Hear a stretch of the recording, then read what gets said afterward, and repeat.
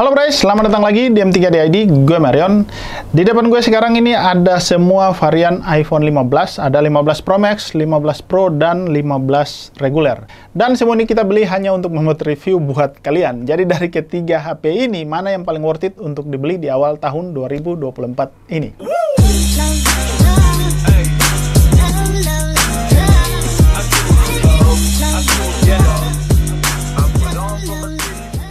Oke, yang pertama gue bahas dari sisi budget ya. Jadi buat kalian yang budget maksimal sultan duit nggak terbatas, sudah jelas kalian harus milih yang mana. Budget 18 hingga 20 juta, pilihan terbaik adalah 15 Pro Max. Karena kalian akan dapat ukuran layar yang lebih besar, dan 15 Pro buat kalian yang suka ukuran layar yang lebih kecil. Nah, 15 biasa juga di sini memiliki ukuran layar yang kecil namun dengan harga yang lebih murah di angka 13,9 jutaan. Kalau harga di iBox di marketplace biasanya sedikit lebih murah. Nah, silakan kalian pilih menurut budget yang kalian miliki. Oke, yang kedua dari sisi body. Jadi untuk body di sini memang jelas 15 Pro Max dan 15 Pro sedikit lebih baik ya, karena frame-nya ini sudah menggunakan frame titanium. Tapi kalau kita bicara dari sisi kenyamanan pada saat digenggam ya, nah tentu saja 15 Pro ya bisa digenggam satu tangan, dan juga 15 biasa lebih enak digenggam dengan satu tangan gitu ya. Nah, untuk 15 Pro Max memang sekarang sudah bisa digenggam dengan satu tangan, tapi mungkin tidak senyaman pada saat kalian pegang 15 Pro dan 15 biasa. Tapi bagi sebagian orang yang ukuran tangannya cukup besar, jadi gue termasuk yang ukuran tangannya cukup besar, iPhone 15 Pro Max ini menurut gue masih cukup nyaman digenggam. Apalagi sekarang di 15 series body iPhone-nya kan sudah agak curve di setiap sisi body, udah nggak kotak lagi, jadi masih cukup enak untuk digenggam. Oke, berikutnya dari sisi layar. Jadi spesifikasi teknis layar semua varian iPhone 15 biasa dan 15 Pro ini memang sama gitu ya secara teknis. Kemudian untuk bezel ya, jarak antara layar dan bodi HP ini sudah semakin tipis di semua varian iPhone 15 series ini gitu ya. Jadi dipakai buat main game atau nonton YouTube pasti terasa lebih enak dibanding dengan seri iPhone 14 Pro ke bawah ya. Nah, kemudian ada beberapa fitur yang membedakan ya. Yang pertama, fitur Always On Display itu hanya tersedia di iPhone 15 series gitu ya. Kemudian fitur promotion juga atau fitur 120 Hz yang hanya tersedia pada iPhone 15 Pro series. Jadi iPhone 15 regular ini tidak tersedia fitur promotion dan fitur Always On Display. Jadi efeknya adalah tingkat smoothness pada iPhone 15 Pro dan 15 Pro Max ini tentu saja terasa lebih smooth ya pada saat kita scrolling aplikasi gitu ya. Nah, pada saat kita misalnya buka sosial media gitu ya. Nah, untuk scrolling gitu ya. Nah, ini 15 Pro Max dan 15 Pro ini terasa lebih smooth dibandingkan dengan iPhone 15 biasa gitu ya, yang frame rate-nya itu memang masih 60 Hz. Berikutnya masalah performa. Jadi kalau bicara performa tentu saja di sini jelas ya, chipset A17 Pro pada iPhone 15 Pro dan 15 Pro Max ini itu lebih unggul dibandingkan dengan 15 biasa karena masih menggunakan chipset A16 yang setara dengan iPhone 14 series. Performance-nya juga bisa dilihat dari skor Antutu, nanti gue tampilin ya gapnya atau jaraknya seperti apa. Nah, udah jelas performanya A17 Pro itu jauh lebih baik. Kemudian untuk performa gaming, nah iPhone 15 Pro dan Pro Max ya sudah jelas ya dari chipsetnya saja tentu saja akan lebih unggul. Namun ketika gue coba main game kompetitif seperti PUBG Mobile, Mobile Legends, sebenarnya nggak begitu kerasa perbedaannya. Nah, cuman memang efek 120 Hz pada layar 15 Pro dan 15 Pro Max ini terasa lebih smooth ya, karena lebih maksimal buat game-game yang sudah support 90 hingga 120 Hz. Jadi terasa lebih nyaman dan lebih enak menggunakan 15 Pro dan 15 Pro Max. Oke, berikutnya untuk kamera. Nah, untuk kamera kalian pilih yang mana? 15 Pro Max, 15 Pro, atau 15 biasa?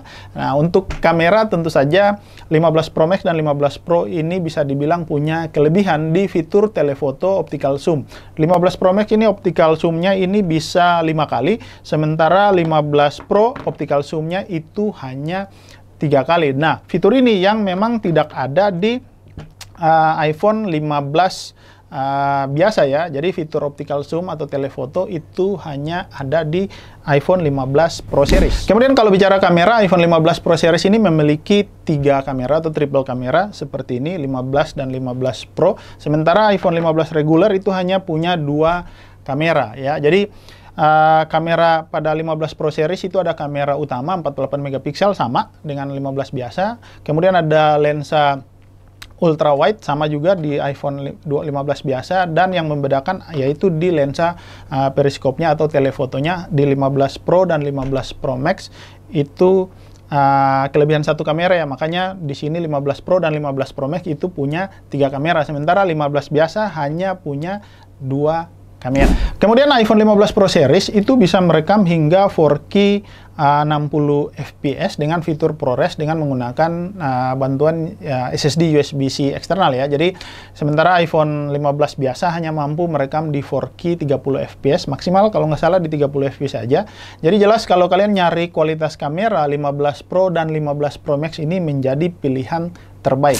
Kemudian kita bicara baterai dari iPhone 15 ini, semua varian. Nah, iPhone 15 Pro Max itu paling unggul, jelas karena punya 4441 mAh. 15 biasa berikutnya di 3349 mAh, dan 15 Pro ini 3274 mAh. Jadi buat kalian yang nyari baterai HP yang awet, jelas di sini 15 Pro Max itu pilihan terbaik. Untuk 15 Pro dan 15 biasa, performa baterainya sebenarnya nggak akan begitu signifikan bedanya.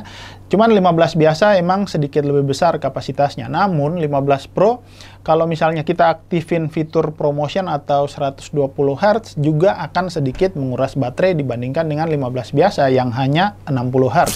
Kemudian berikutnya terkait dengan action button. Nah, fitur action button ini memang hanya tersedia di 15 Pro series ya. Fitur yang selalu gue bilang ini fitur gimmick ya, tapi mungkin bagi sebagian pengguna akan bermanfaat.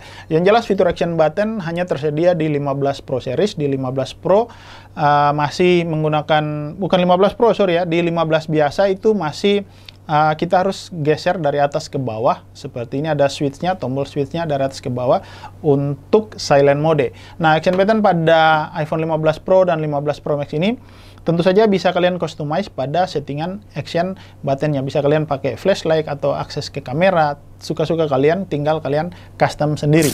Oke, berikutnya adalah USB Type-C yang kini hadir di semua iPhone 15 series. Dan ini game changer banget bagi pengguna iPhone. Sekarang kita itu bisa sharing charger loh dengan pengguna Android karena sudah pakai USB-C semua di colokan charger iPhone 15. Cuman memang terdapat beberapa perbedaan antara iPhone 15 biasa dan 15 Pro series. 15 Pro series itu memiliki speed yang lebih cepat, diklaim oleh Apple itu bisa hingga 10 Gbps ya, dengan menggunakan kabel USB-C opsional yang 3.2. Sementara iPhone 15 biasa ini USB-C-nya itu hanya hingga speednya ya, hingga 480 Mbps. Jadi di sini jelas buat kalian konten kreator yang memanfaatkan iPhone sebagai gear kamera utama, ya sangat cocok kalian menggunakan 15 Pro dan 15 Pro Max karena kalian bisa memanfaatkan fitur ProRes-nya. Jadi hasil perekaman kalian itu bisa langsung di-save di SSD eksternal dan tinggal diedit, dan yang paling akhir kalian bisa melakukan color grading atau pewarnaan warna pada hasil perekaman video kalian. Jadi itu semua pembahasan plus dan minus ya semua varian iPhone 15 series ini menurut M3DID. Nah, buat kalian pengguna iPhone 15, coba kalian tulis di kolom komentar kalian itu pakai iPhone 15 seri yang mana. Tulis juga alasan kenapa kalian pakai seri tersebut. Dan seperti biasa, semoga video ini bermanfaat buat kalian, bisa jadi referensi buat kalian yang sedang ngincar iPhone 15 series di tahun ini. Dan seperti biasa, kalau kalian merasa video ini bermanfaat, jangan lupa subscribe dulu channel M3DID. Kita menuju 2000 subscriber. Ya, subscribe sebagai bentuk dukungan buat kita untuk kita terus membuat konten-konten yang bermanfaat buat kalian. Thank you.